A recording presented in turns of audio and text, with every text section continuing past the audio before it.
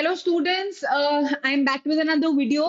तो बहुत सारे बच्चे कमेंट सेक्शन में मुझसे बार बार पूछते हैं कि मैम लिस्ट B1 B2 में कुछ समझ नहीं आ रहा है, सीयूईटी का फॉर्म भरने में बड़ी कंफ्यूजन हो रही है कि कौन सा सब्जेक्ट लेना है, क्या क्या बेटर रहेगा लेना, कैसे सब्जेक्ट कॉम्बिनेशन बनाए। अब बीयू भी चूज कर रहे हैं, बाकी यूनिवर्सिटीज भी चूज कर रहे हैं, तो कैसे कंफ्यूजन बहुत हो रही है बच्चों को। So let's solve it out today.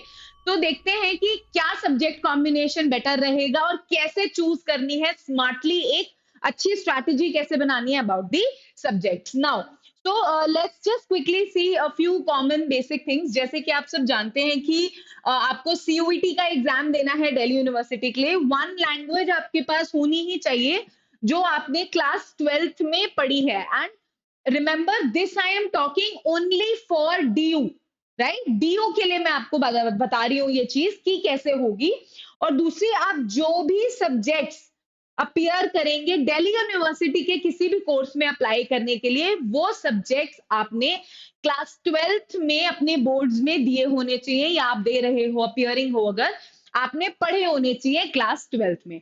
Now understand one thing, सबसे बड़ी कंफ्यूजन जो बच्चे क्रिएट करते हैं वो ये है, टेक फॉर एग्जांपल एक साइंस का बच्चा है पीसीएम का, उसको बीए ऑनर्स साइकोलॉजी करनी है, तो वो क्या करता है वो बच्चा कि इस लिस्ट में से साइकोलॉजी ऑप्ट कर लेता है। नहीं, दिस इज रॉन्ग। अगर आप पीसीएम के बच्चे हो, अगर आपने पीसीएम पढ़ी है, you come from a science stream, तो आपको पीसीएम चूज करनी है, नॉट साइकोलॉजी। साइकोलॉजी के marks Delhi university will not count.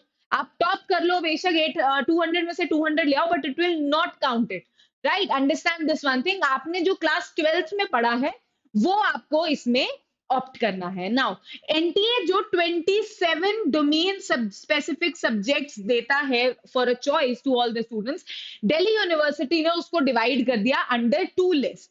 Now this is list B1 and this is list B2. B1 has 18 subjects and B2 has 9 subjects. Now there is a rule with Delhi University जो उसने बनाया है, आपको एक language और 3 subjects होने चाहिए, right. You need to have 1 language plus 3 subjects, right? So for this it is said that 2 subjects should be out of B1 and 1 subject you can choose from B2 because these are less studied subjects जो हर बच्चा नहीं पढ़ता है, कोई school offer करता है नहीं करता है, so this they have put in under B2, but weightage same है दोनों की। दैट्स नॉट अ डिफरेंस कि इसकी वेटेज कम मिलेगी या इसकी वेटेज ज्यादा मिलेगी। अगर आपने क्लास 12th में पढ़ा है और आपके पास चॉइस है तो आप यहां से भी ले सकते हैं, right. So take for example, let us take an example of a student जो पीसीएम बैकग्राउंड का है और उसको बीकॉम करना है, right. Bachelors of commerce honours करना है। तो आपका फर्स्ट स्टेप क्या रहेगा इसमें? The first step would be you will go and see that what are the demand, what is the subject eligibility of Delhi University for BCom honors, ठीक है। अब हमने देखा कि BCom honors का subject eligibility है 1 language plus 1 subject from that is maths and 2 more domain subjects, जिसमें से एक B1 में से कंपल्सरीली होना चाहिए और दूसरा सब्जेक्ट या तो आप B1 में से ले सकते हैं या फिर आप B2 में से ले सकते हैं, right. So this is the eligibility criteria for BCom honours. Now 1 language आपने इंग्लिश ले ली, हिंदी ले ली from first section, whatever you're studying, whatever is your medium और हाउस एवर। नाउ एक आपको कंपल्सरीली मैथ्स लेना ही है, तो एक आपने मैथ्स ले लिया, राइट। नाउ 2 सब्जेक्ट्स आपको एक B1 में से लेना है और एक आपको B2 में से लेना है। सो एक तो कंपल्सरीली B1 में से लेना है। अगर आप बीकॉम के लिए कर रहे हैं अप्लाई, तो आपने पीसीएम पढ़ा, फिजिक्स केमिस्ट्री मैथ्स, तो अब आपके पास यहाँ पे इसमें ही दोनों ऑप्शंस हैं, फिजिक्स भी है और केमिस्ट्री भी है। अगर आपको लगता है कि मेरी फिजिक्स बहुत स्ट्रांग है, केमिस्ट्री कंपैरेटिवली वीक है, मैं ज्यादा अच्छा स्कोर कर सकता हूँ, तो आप फिजिक्स चूज कर लोगे। अगर आपको लगता है कि नहीं, लास्ट ईयर फिजिक्स का एग्जाम बहुत डिफिकल्ट आया था, सक्सेस रेट बहुत कम थी, नहीं मुझे चांस नहीं लेना, I want to go for chemistry, तो आप केमिस्ट्री चूज करो, right. Don't go for physics, तीसरा सब्जेक्ट फिजिक्स मत लो फिर, right. But with it probably आपके पास फिजिकल एजुकेशन था, right, take that. Do you understand this one thing? ऐसे स्मार्टली कॉम्बिनेशन को क्रिएट करो so that you have a better chance of scoring good marks in the CUET exam. Now you have satisfied all of their expectations. आपके पास एक language है, आपके पास maths है, दो subjects में से एक हमारे पास B1 से है जो अपने केमिस्ट्री लिया था, और एक हमारे पास B2 से जो हमने फिजिकल एजुकेशन लिया था, right? So do you understand? ऐसे हमको स्मार्टली कॉम्बिनेशन क्रिएट करना है ताकि हमारे चांसेस दिल्ली यूनिवर्सिटी के कॉम्पिटिटिव सिनेरियो में बढ़ जाए, हम ज्यादा बेटर कर पाए, राइट? नाउ ये तो बात हो गई बीकॉम की।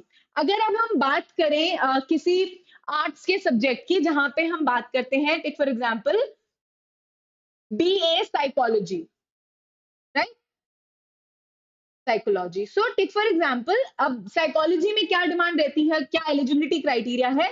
1 language plus 2 subjects from B1 plus 1 subject either from B1 or from B2.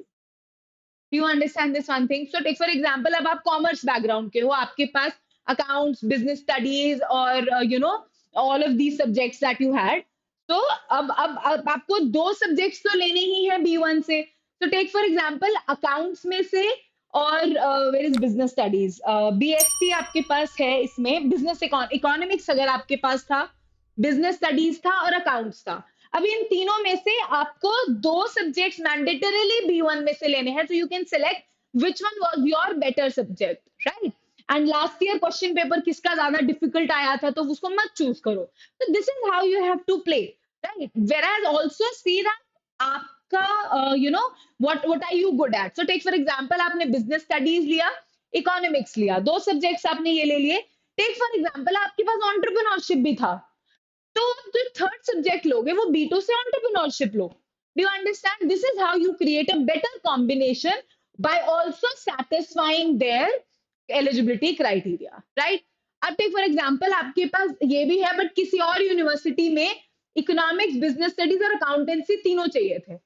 Now you have accountancy also plus you have BSc also आपके CUET में, राइट? CUET में आपने 2-3 यूनिवर्सिटीज के लिए अप्लाई करा जहां पर अकाउंटेंसी, बिजनेस स्टडीज, इकोनॉमिक्स और एंटरप्रेन्योरशिप तीनों थे, राइट?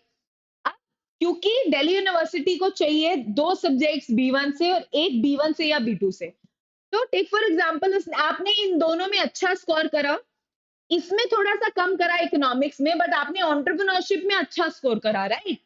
सो नाउ अकाउंट्स और BSc के साथ, मतलब B1 के 2 सब्जेक्ट्स जिनमें आपने टॉप स्कोर किया होगा, उसके साथ it will pick up 1 subject from B2 list automatically, because they prefer the highest marks that you have got with also satisfying the eligibility criteria. Eligibility criteria भी उनका satisfy होना चाहिए, प्लस आपने जिसमें सबसे अच्छा स्कोर करा है वो आपका सब्जेक्ट ऑटोमेटिकली पिक हो जाएगा, राइट? बट अगर आपने एंटरप्रेन्योरशिप का एग्जाम ही नहीं दिया होगा तो वो पिक नहीं होगा, right?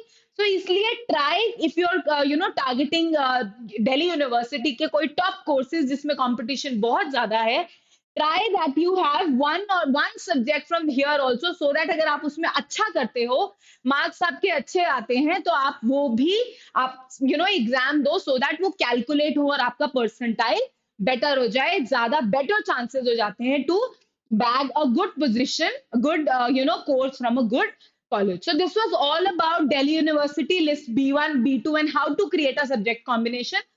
But always remember that it is not only about Delhi University. बाकी बहुत सारी अच्छी universities हैं जिनमें आप you can get these courses, right? मेरे एक और वीडियो है हमारी about backup universities. Go and see that, wherein I'm talking about other universities that are there. So thank you so much for today, and I guess ये आपको समझ में आया होगा कि B1 B2 list क्या है.